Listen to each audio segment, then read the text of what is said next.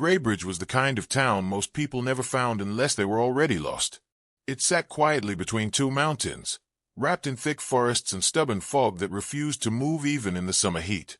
For anyone driving past, the town felt like a place forgotten by time, a place that didn't want to be discovered, and a place that didn't welcome strangers. What set it apart wasn't just its quietness or its small population. It was the absence of something that every other town in the region took for granted. Graybridge had no internet, no cell phone reception, no Wi-Fi signals bouncing through the air. Even radios barely worked, their static hissing louder than any voice they tried to capture. It wasn't an accident or a failure of technology. It was a choice made long before most people alive could remember. Outsiders called it the blackout town, shaking their heads at the thought of living in a place where no one could open a browser window or send a message.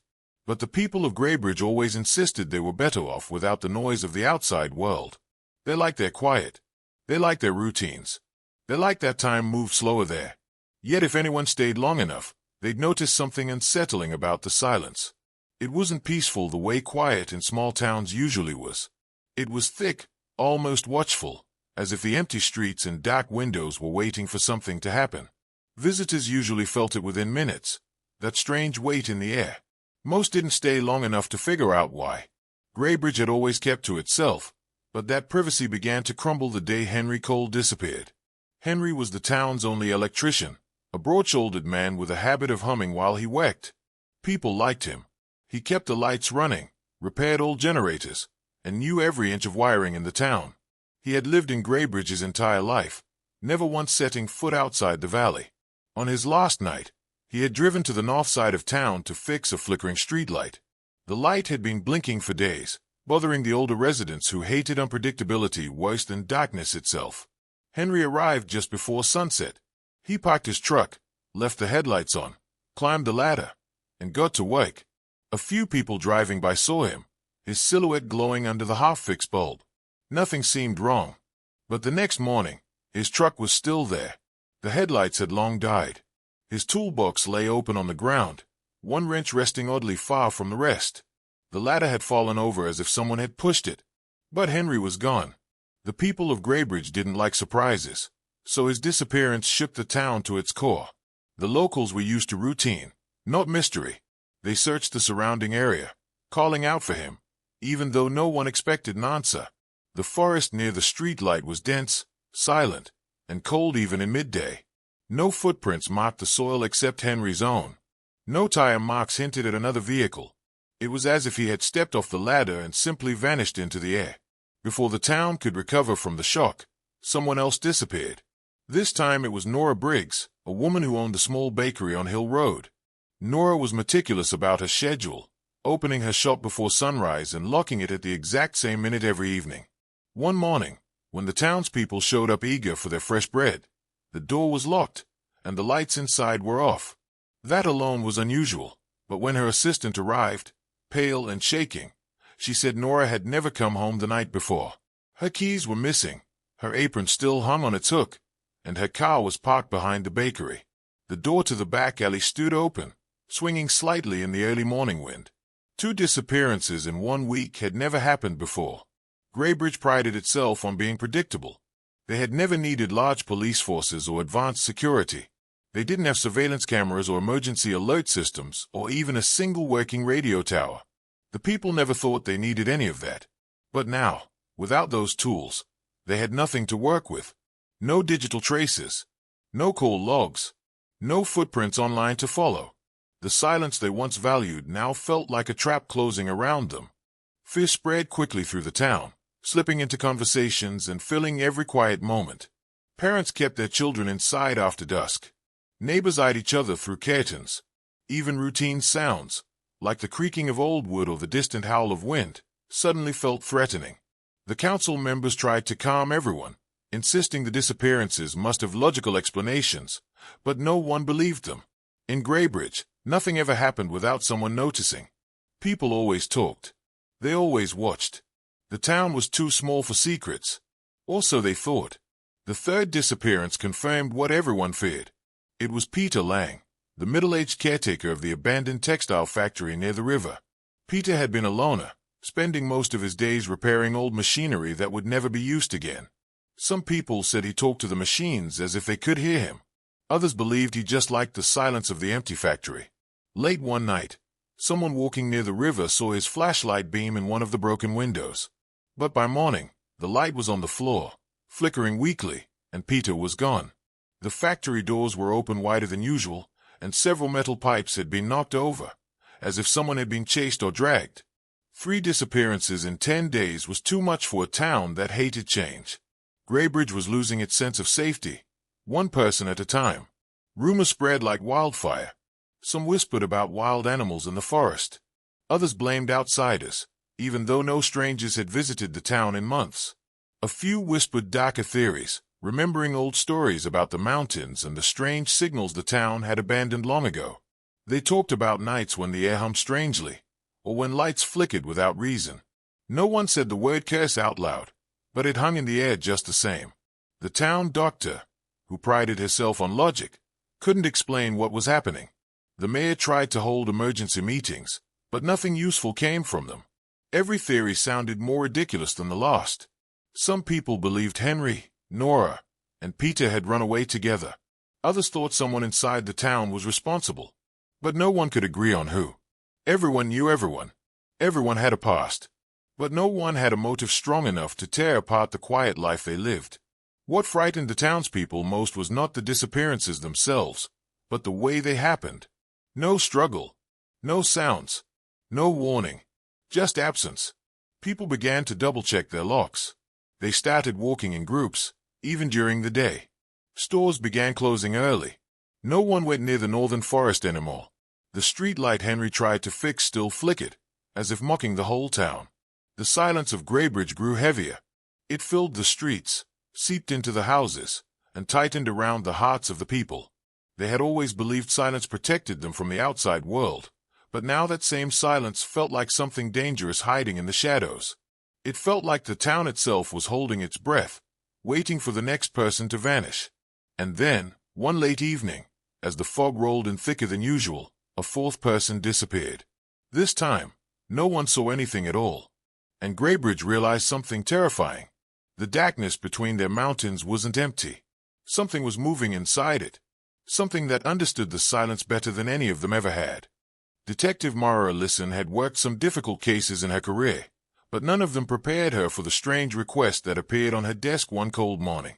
The report was brief, almost frustratingly vague, stating only that a small mountain town named Graybridge had suffered multiple unexplained disappearances within a short period of time. There was no digital evidence, no camera footage, no phone data to review. The officer who filed the request even warned her that she would have to handle the entire case without relying on modern tools. Mara read the report twice, unsure whether someone was playing a joke. A town with no internet in the year she lived in was almost impossible to imagine. But something in the message felt urgent, almost desperate. She couldn't ignore that kind of request. By noon, she was driving toward the mountains. The road to Graybridge became narrower the deeper she went into the valley. Trees leaned over the asphalt, casting long shadows that moved like fingers across the windshield. Her phone lost signal long before she reached the town limits, and even her radio produced nothing but static. It felt like the air itself was swallowing sound. When she finally reached the wooden sign that welcomed visitors to Graybridge, the world around her seemed to fall silent all at once. No birds, no distant engines, no wind rustling through the trees.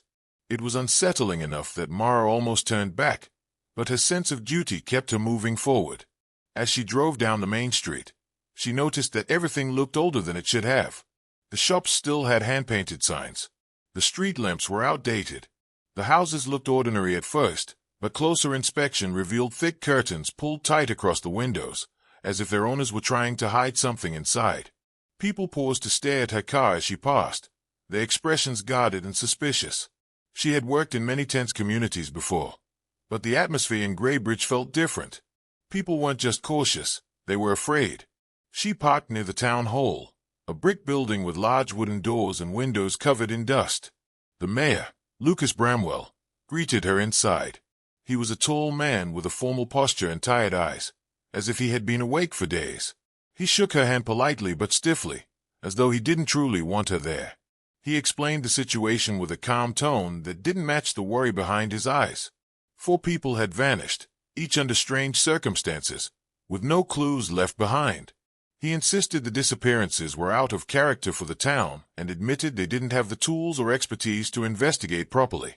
But the more he talked, the more Mara felt he was holding something back. There was a hesitance in his voice, a carefulness that suggested he didn't want her digging too deep. When she asked to see the last known locations of each missing resident, he hesitated before agreeing. As he led her through the quiet streets, residents stopped what they were doing to watch them pass. Some whispered.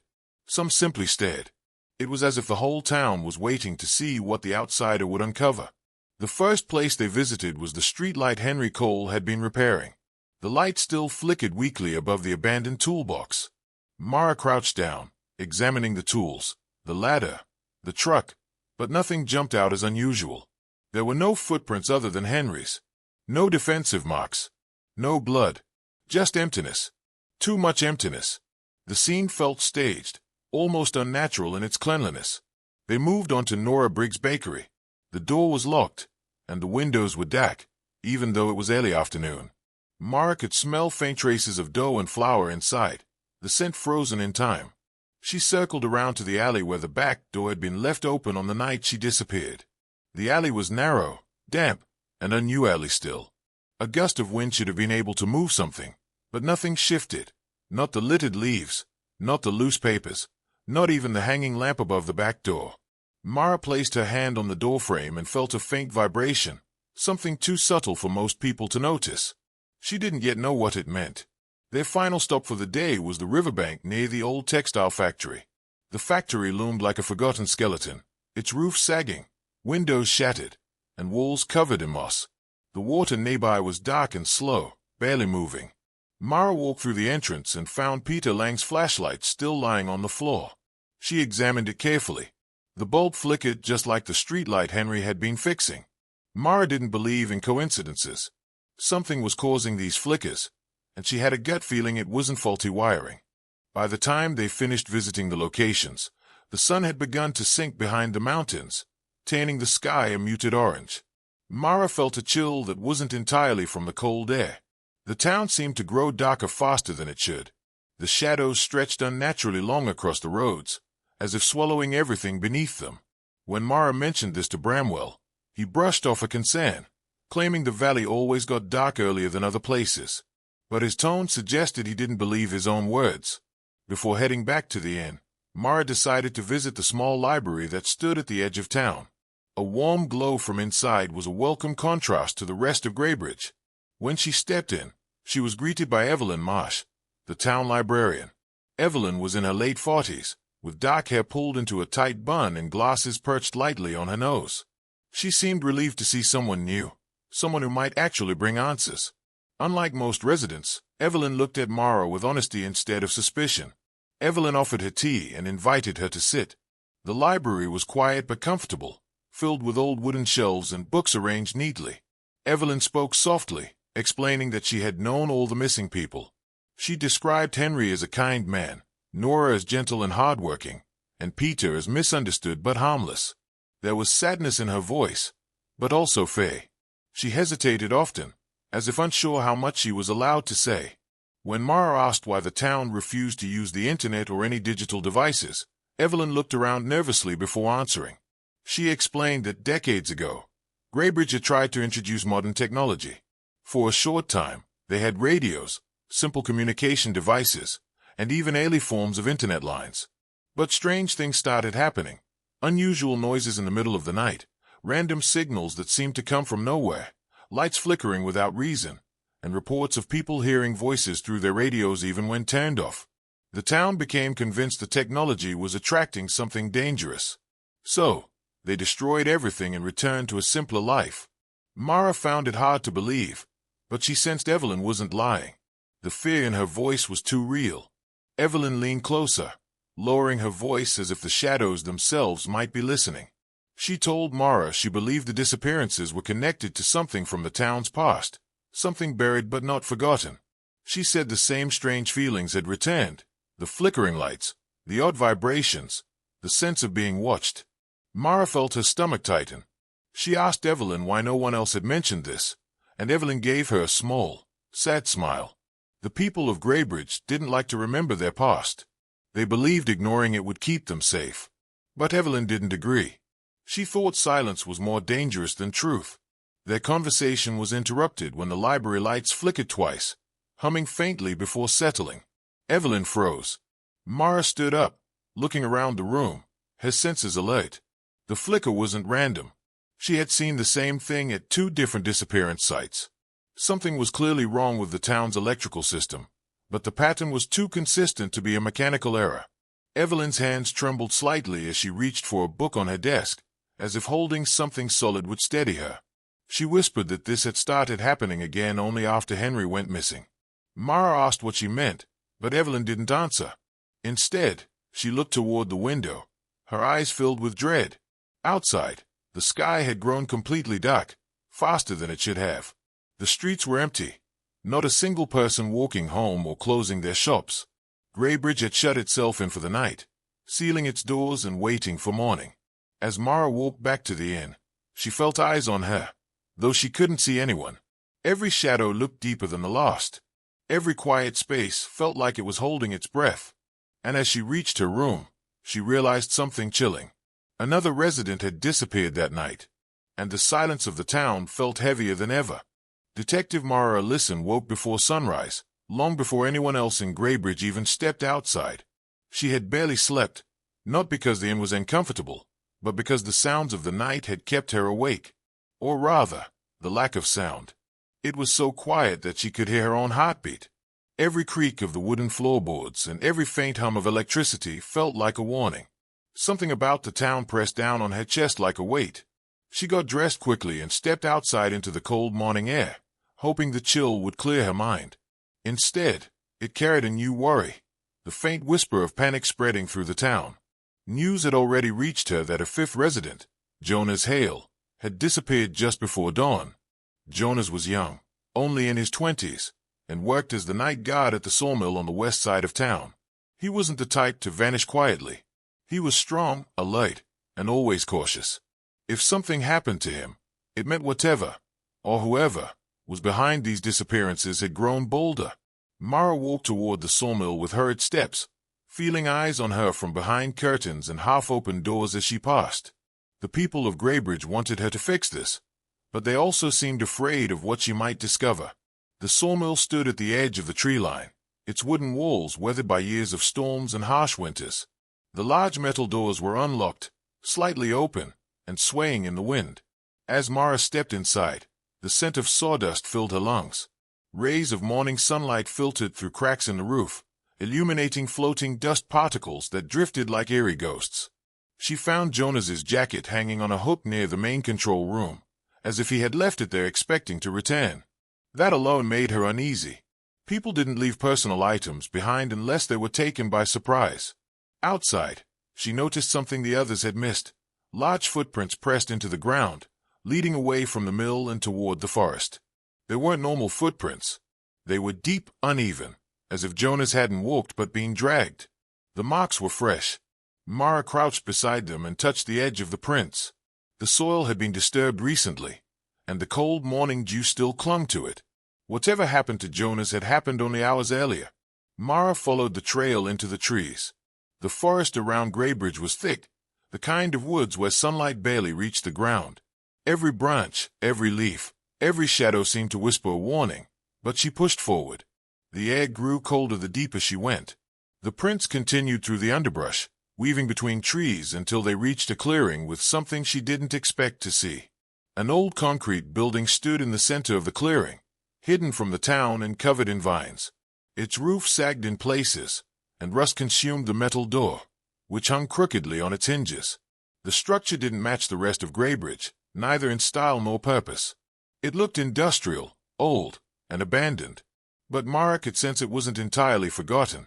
Someone had been here. Recently. She stepped inside, her flashlight sweeping across the dusty floor. The room was filled with machines she didn't recognize, rusted control panels, disconnected wires, and small metal boxes that looked like early prototypes of radio equipment. Papers lay scattered across the ground, yellowed with age. The walls were lined with diagrams and faded schematics. Everything pointed to some kind of old research station. But for what?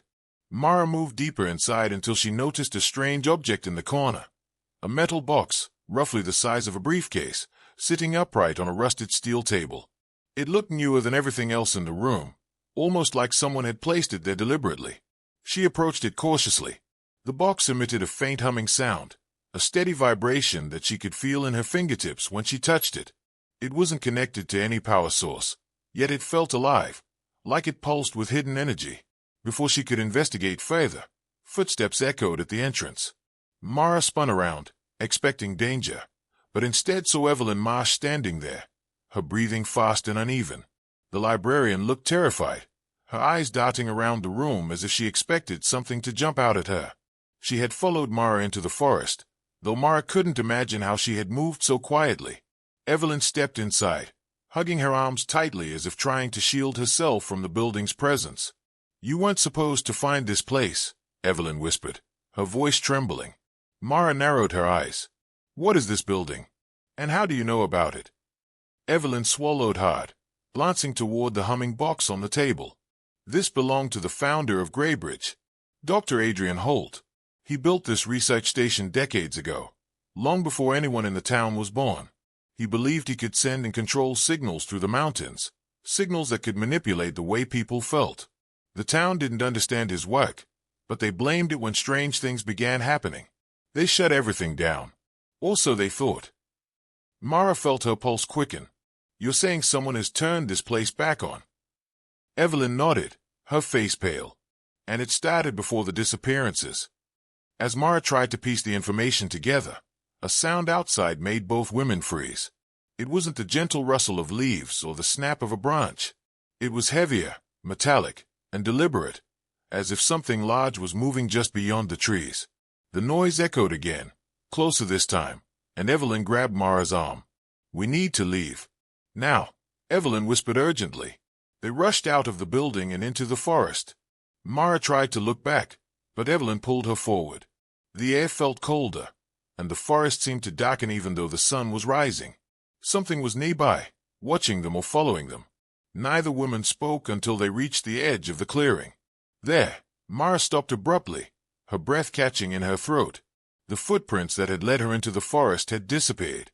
Not faded, not covered, abruptly stopped, as if Jonas had vanished into thin air, right at the point where the ground shifted from soil to leaves. Mara crouched down, checking the earth. It didn't make sense. Something had interrupted the trail, something powerful enough to eliminate any sign of Jonas being dragged. It was impossible. And yet, that impossible emptiness stared back at her. Evelyn looked at the vacant patch of forest floor with a trembling jaw. This has happened before. Things disappearing without a trace. People disappearing. Even objects disappearing. Mara rose to her feet. Why didn't anyone tell me this? Evelyn's eyes filled with something between shame and fear. Because the town refuses to talk about it. They believe that the less attention they give to the past, the safer they will be. Mara shook her head. Silence isn't protection. It's a cover. Evelyn hesitated before speaking again. There's something else you should know. Ever since Henry Cole vanished, the lights in the town have been flickering more often. Not just random flickers. Patterns. When I saw the flickering at the library last night, I knew something terrible was coming. Mara stared at the forest, feeling an uneasiness she had never experienced in any case before. Something was wrong in Greybridge, deeply wrong. The disappearances weren't random. They weren't accidents. They were connected to this place, this station, and whatever the humming machine was built to do. By the time they returned to town, the streets were even quieter than usual. People peeked from their homes, whispering to each other. Fear had deeply rooted itself in Greybridge. And yet, behind all the fear, Mara sensed something more dangerous. The town's secrets were starting to surface. That night, as Mara reviewed her notes in her small room at the inn, she kept thinking about the humming box. Why had it been active? Who had turned it on? And what was its connection to the disappearances? A single thought settled heavily in her mind. Someone in Greybridge knew exactly what was happening. And that person was still walking among them. The rain started just after sunset, a slow and steady curtain of water that blurred the edges of Raven Hollow even further than usual. Emily felt it soaking into her jacket as she stood near the abandoned telephone building, which now looked more like a rotting skeleton than a place where technology once lived. The broken antennas leaned toward the sky like long-dead branches, and the smashed windows reflected only darkness back at her. She had told herself that tonight she would get answers. For days she had been collecting stories, following vague hints, and piecing together details that pointed her toward this very building. Every clue seemed to lead back to the night the internet died. She walked inside cautiously, pushing open a door that groaned like it had been waiting years for someone to disturb it. The air smelled of dust, old metal, and something faintly chemical. The hallway was damp, and her footsteps echoed back at her in a slow, hollow pattern. She clutched her flashlight, trying to keep her breathing calm, telling herself over and over that she needed to know the truth, no matter how strange or frightening it turned out to be. Her light moved across the walls, revealing old posters about network safety and outdated instructions for employees who once kept the town connected. But at the end of the hallway, something unexpected appeared. A faint glow flickered under a door, as if someone were using a lantern or candle inside. Emily froze for a moment, unsure if she should run or move forward. Raven Hollow wasn't a place where people wandered around at night, especially not near abandoned government buildings. After a deep breath, she stepped closer, forced herself to turn the handle, and pushed the door open. Inside she found a large room lined with rusted servers and tangled cables. Some machines were torn open like they had been attacked. Others still blinked weak, dying lights even though there was no power running through the building. In the middle of the room sat Jonah Klein, the retired technician who had refused to speak to her earlier that week. His hunched back faced her as he adjusted something on the floor. He didn't react when the door opened, almost as if he had been expecting her. When he finally looked up, his eyes reflected the dim lantern light in a strange, hollow way. Emily felt her voice shake when she asked what he was doing here. Jonah wiped his hands on his shirt, let out a long, exhausted sigh, and told her he knew she would eventually follow the clues. He had left a few of them behind on purpose, hoping someone younger and braver would take interest before it was too late. Emily stepped deeper into the room, keeping her distance while her flashlight revealed strange circular markings scratched into the floor. They looked burned or melted into the concrete. She asked him if these markings caused the blackout that took down the town's internet so many years ago. Jonah let out a heavy laugh, the kind that comes from someone who has been holding something inside for too long. He explained that the blackout was not an accident nor a simple technical failure. It had been a deliberate shutdown, done to protect the town from something that had taken root inside its own network. Emily felt her stomach tighten. She asked Jonah what exactly had been inside the network. Jonah didn't answer at first.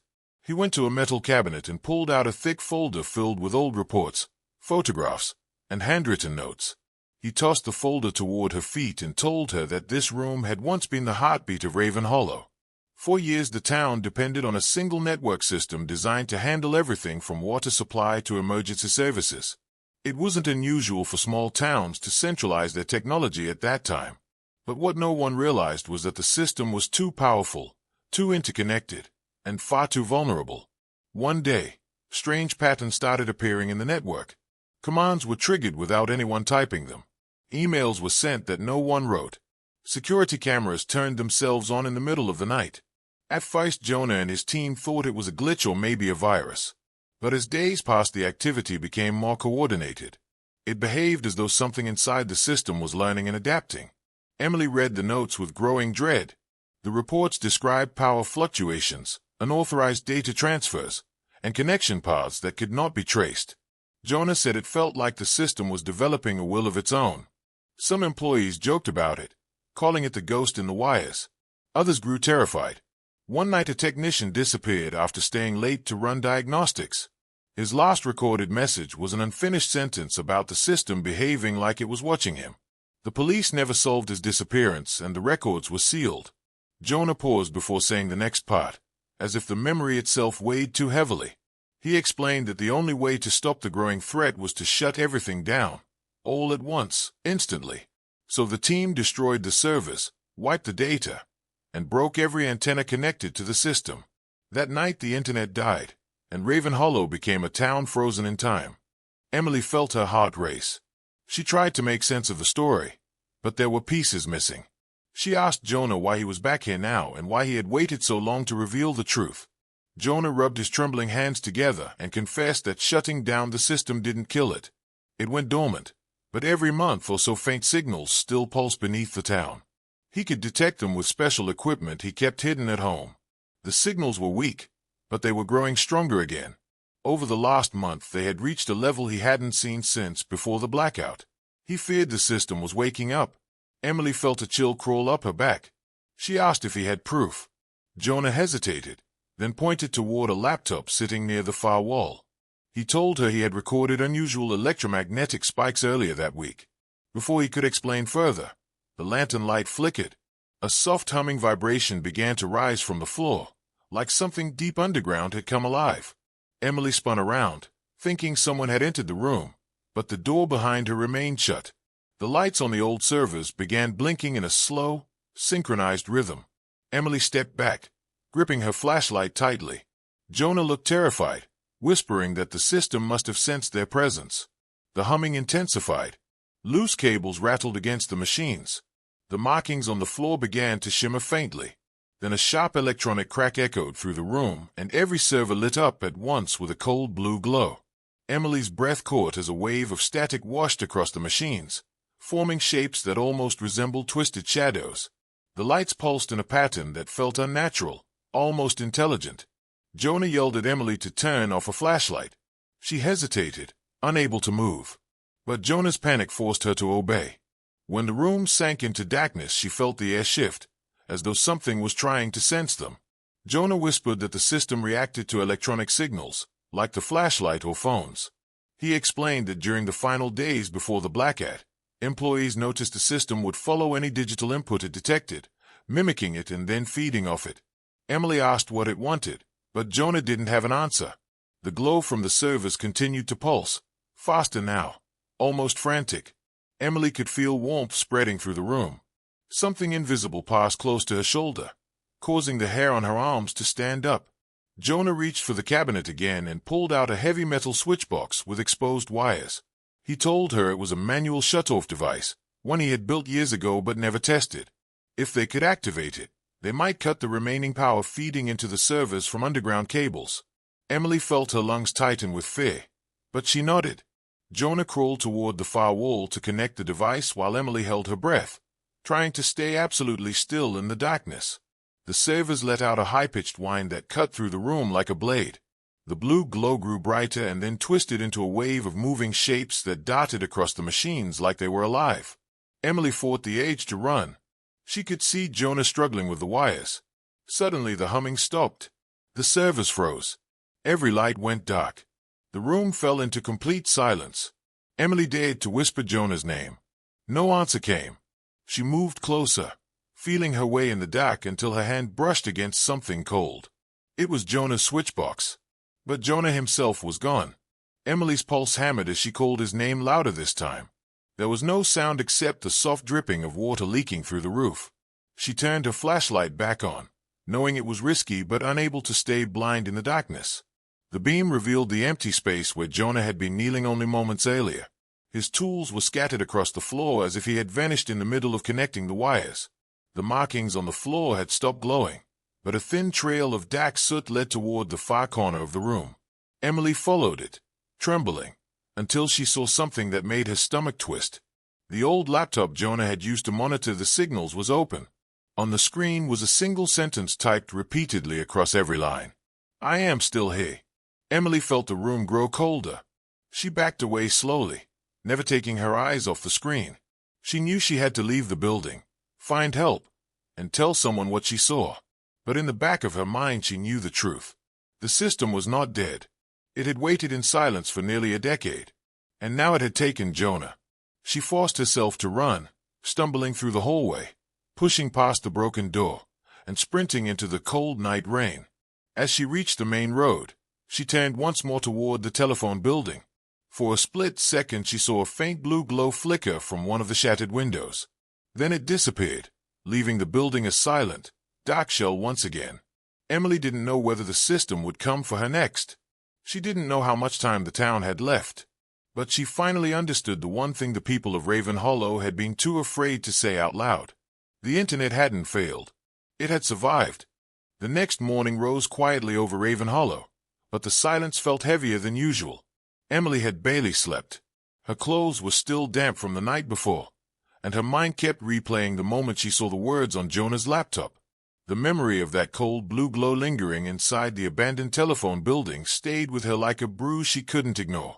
She sat on the edge of her bed in the small inn at the center of town, listening to the faint creaking of old wooden floors and the soft hum of early morning wind outside the window.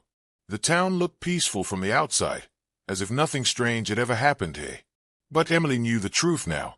Raven Hollow was hiding a secret too big for any small town to understand. She walked downstairs, hoping a warm breakfast might settle her nerves.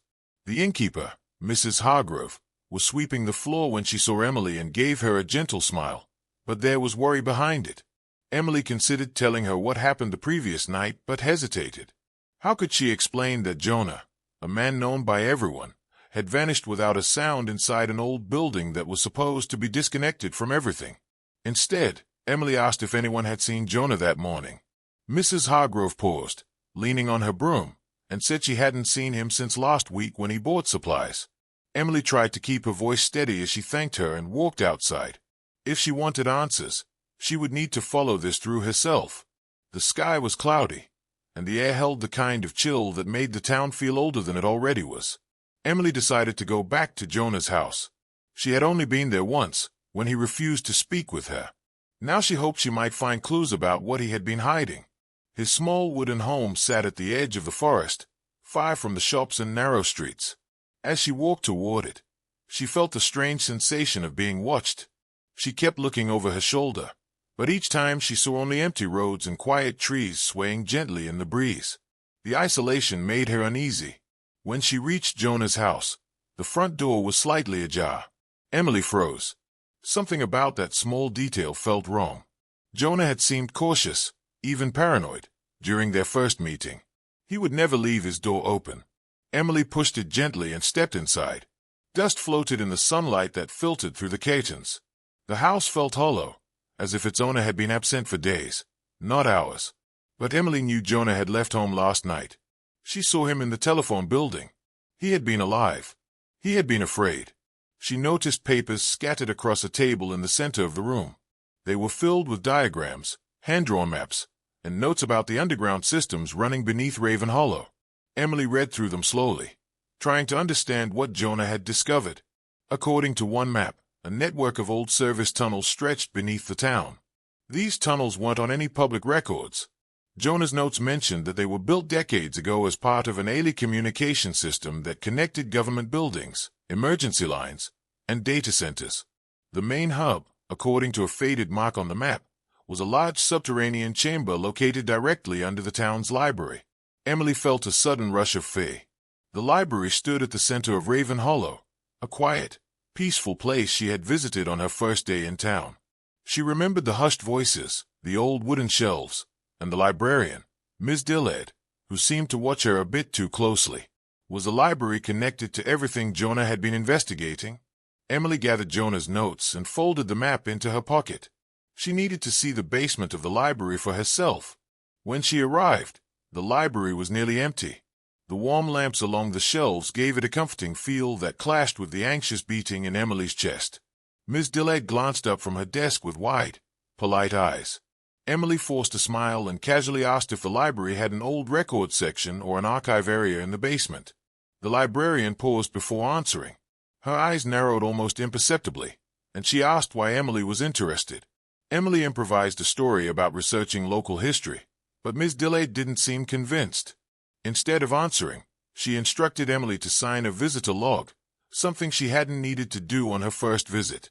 The shift in behavior made Emily even more suspicious. After signing the log, Emily wandered between shelves, pretending to browse while watching the librarian out of the corner of her eye. When Miss Dillard finally walked toward the back office, Emily moved quickly. She headed for a small door labeled storage, hoping it would lead her downwards. The door was locked, but she noticed a narrow window beside it with a thin metal latch. After some effort, she managed to slide the latch open and crawl inside. Dust clung to her clothes, and old cardboard boxes filled the cramped room. Against the far wall she saw a staircase leading down into near darkness. Emily took a deep breath and descended carefully. The air grew colder with each step, and the smell of damp concrete and rust filled her nose. The basement was larger than she expected, with pipes snaking across the ceiling and electrical boxes covered in thick layers of grime. Her flashlight beam traced the walls until she noticed something strange, a heavy steel door standing out from the old brick surroundings. On the door was a faded symbol, identical to one of the mysterious markings Jonah had shown her on the map. Emily approached it cautiously, her heartbeat loud in her ears. She didn't expect it to open easily, but when she pressed her hand against it, the door creaked inward with a low metallic groan. Beyond it she saw a massive tunnel stretching into darkness, lit only by soft blue glows flickering from cables running along the ceiling. The glow looked hauntingly familiar. It reminded her of the servers in the telephone building. Jonah had been right. The system wasn't dead. It had simply moved deeper underground. Unable to turn back, Emily entered the tunnel. The deeper she went, the louder a faint hum became, growing steadily into a rhythmic vibration that pulsed beneath her feet.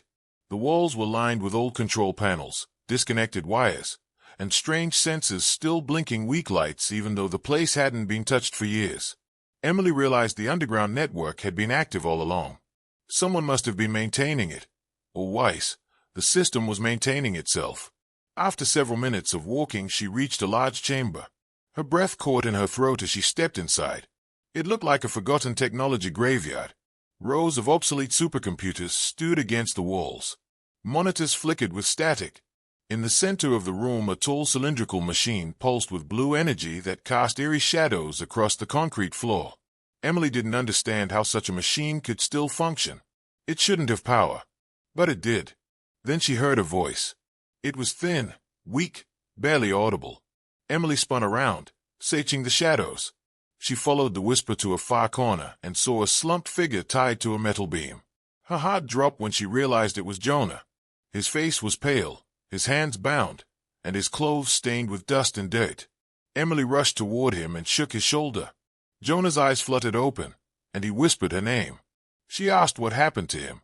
Jonah winced and said he had been taken by the system. He didn't know how it moved him from the telephone building to this underground chamber, but he remembered the feeling of being pulled, as if something invisible had dragged him. He told her the system had grown too powerful and had been absorbing energy for years. It was no longer just a network. It had turned into something alive. Before Emily could untie him, the hum in the chamber deepened. The cylindrical machine brightened, flashing in rapid pulses. Jonah begged Emily to run, warning her that the system was aware of her presence now. But Emily refused to leave him behind.